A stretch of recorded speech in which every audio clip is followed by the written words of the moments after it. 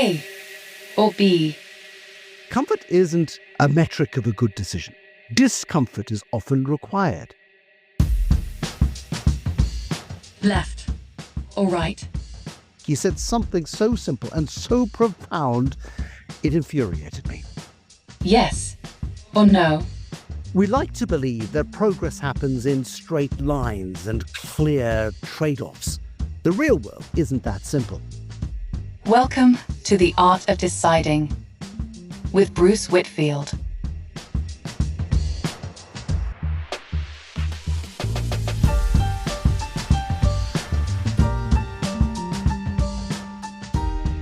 Hello, and welcome to The Art of Deciding, the podcast where we talk to people about the decisions they've made in their lives.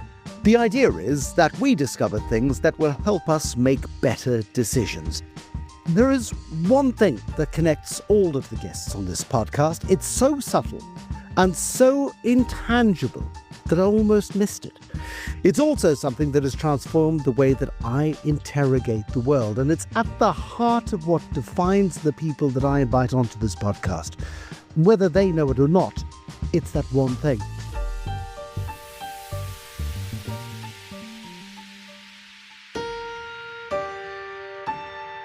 Today, I want to challenge you to eliminate one word from your vocabulary. And it's not one of those deliciously explosive, traditional four-letter expletives that you use when you're angry or when you stub your little toe on the chair that someone else moved to plug in their phone. It's a word that is actually limiting your own thinking. You don't mean it to. In fact, you probably think you're being helpful when you use it.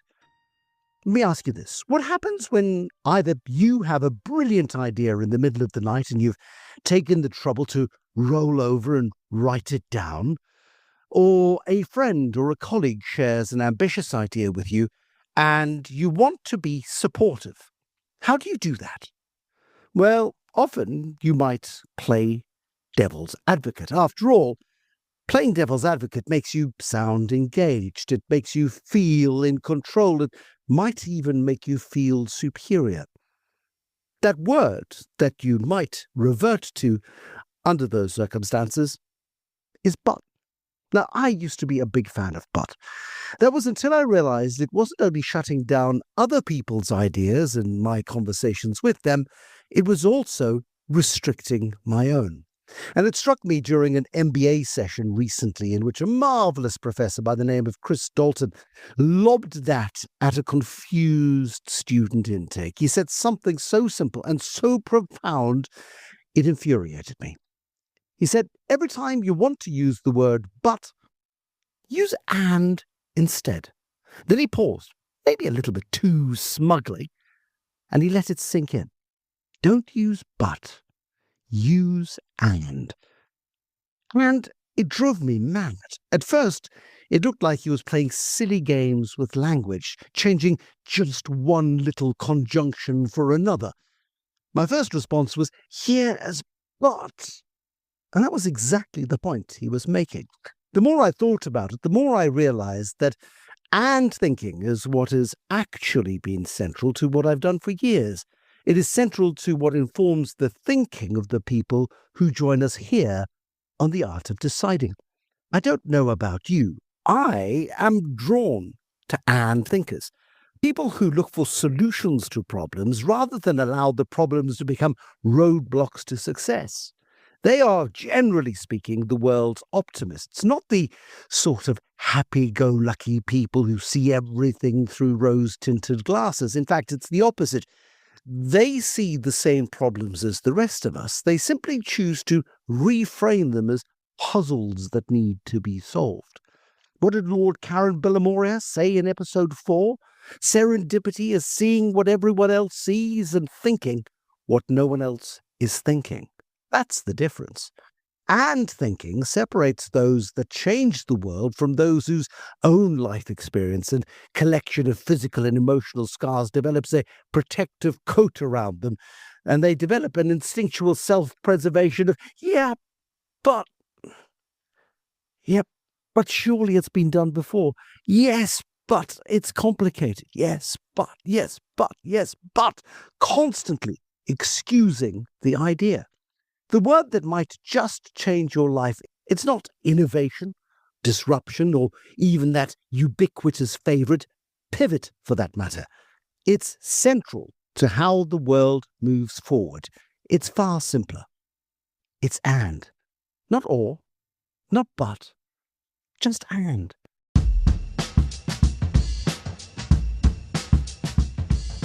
It's a small word with immense implications because and allows for complexity and allows for a duality. It allows for contradiction and creativity to coexist. And it is, I believe, the mindset that separates those who shape the world from those who are shaped by it. Let me explain. We are, by default, creatures of but or or. We like choices that feel binary, safe, clean, predictable. We like to box things into neat categories: growth or security, risk or caution, tradition or innovation. We like to believe that progress happens in straight lines and clear trade offs. The real world, the one we all live and work in, it isn't that simple.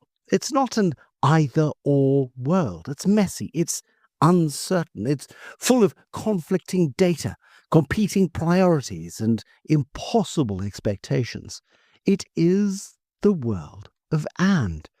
I've spent nearly 3 decades interrogating the thinking of and learning from the brilliant people who build businesses, steer economies, and shape societies. And what I've learned is this: the people who thrive in a complex world aren't those who seek clarity through simplification. They are the ones who embrace ambiguity. They're energized. They're not paralyzed by contradiction. They say, why not both? Surely there is a balance to be had. Essentially, they are the unreasonable ones. George Bernard Shaw put it beautifully, and again, George Bernard Shaw was a man of his time, so forgive the gender specificity over here. But the reasonable man, wrote George Bernard Shaw a long time ago, the reasonable man adapts himself to the world. The unreasonable one persists in trying to adapt the world to himself. Therefore, all progress depends on the unreasonable man. And I know this quote by heart. If you look closely at the people who are changing the world right now, the entrepreneurs, the scientists, the artists, the activists, you will notice a common thread. They're deeply unreasonable, not necessarily in temperament, although there is some of that too sometimes, but that unreasonableness is in their refusal to accept the constraints of conventional thinking. They say things like, you can grow and be sustainable. If you look at a real-world example, one of my favorites is the clothing brand Patagonia. It's a great example. Yvon Chouinard, the founder of Patagonia, convinced his family to give away the company with its $100 million a year of profits and put it into a trust so that that money could be invested in fighting climate change. The company will grow, it will be sustainable, and it will do good. It will do good. You can be profitable and purposeful. If you look at a wonderful chocolate company called Tony's Chocolonely, it's growing fast across Europe and the United States and other markets, and remaining purposeful also, fighting for a slave-free chocolate industry. When last did you bite into a mainstream chocolate bar and even consider where it came from? You can also honor legacy and be radically innovative. You look at how Lego remains true to its roots and is undergoing massive digital transformation in a world where kids are putting away toys, the physical toys, and going to screens and playing only in a virtual world. Lego has preserved the bricks that have got the wonderful sharp edges that invariably hide in your carpet for those midnight stalks through your children's bedrooms to give them a peck on the forehead when they're nice and quiet and you stand on one of those things and screech out loud. Well, despite being so true to its roots, they're undergoing a massive digital transformation as well. They're embracing the Lego movies, the VR sets, the partnerships, for example, with Minecraft. Plus, of course, they've got a whole bunch of sustainability efforts, like developing the bricks from equally hard and sharp, but recycled materials. Think of that next time you step on a piece of Lego in your kid's bedroom. It's the same spirit behind every unreasonable person who chooses to see the world for what it is. To be unreasonable requires you to see opportunity where others only see limits. Now, I know what you might be thinking. That all sounds quite romantic, idealistic even. But I'm not suggesting we all go out and become mavericks for the sake of it. I'm not advocating for chaos or recklessness. What I am saying is that in a world where the perception of certainty has evaporated and linear planning is now a relic, we need to develop the courage and certainly the skill to hold multiple possibilities open at the same time, to live in the and.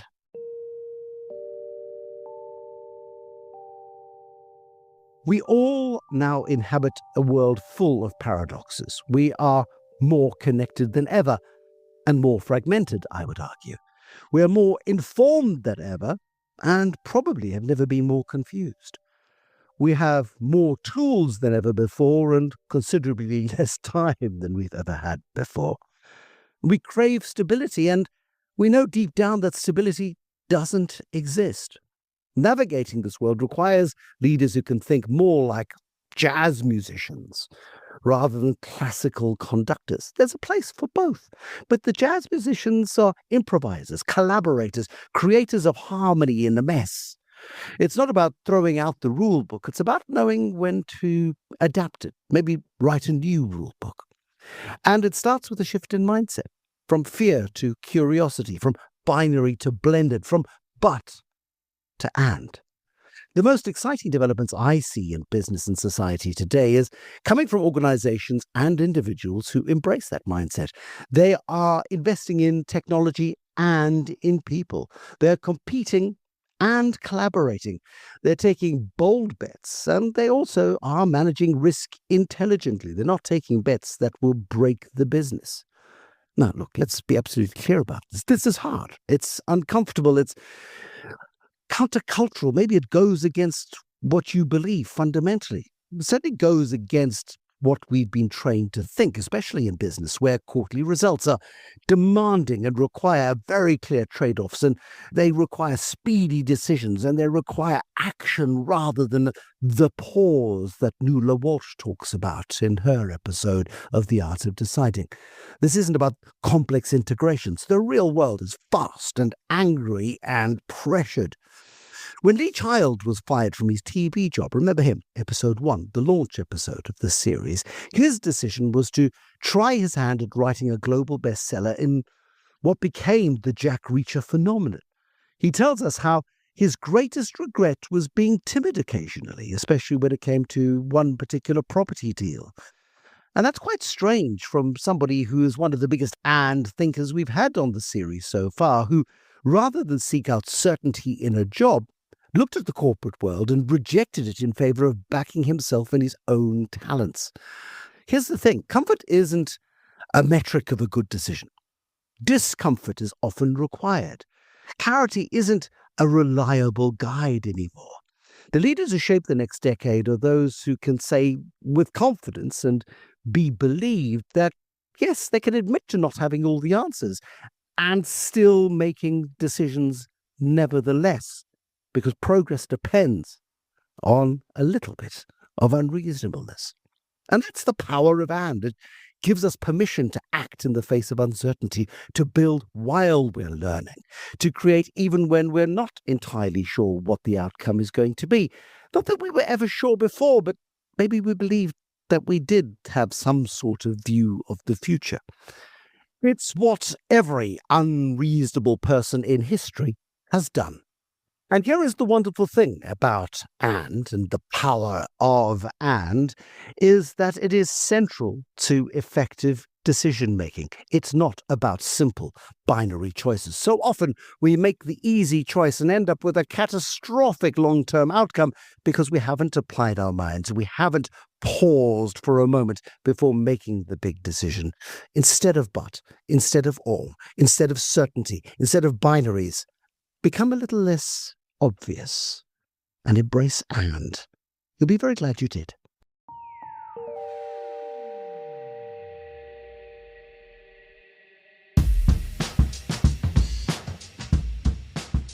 Now, you can post your rebuttal if you disagree in the comment section below. And rest assured that the next episode is already in the works. You can find The Art of Deciding wherever you get your podcasts. It's on all the major fabulous podcast platforms. And if you would like to make sure that you never miss an episode, all you have to do is click follow. I'm Bruce Whitfield. This is The Art of Deciding. Thank you for listening. Bye-bye.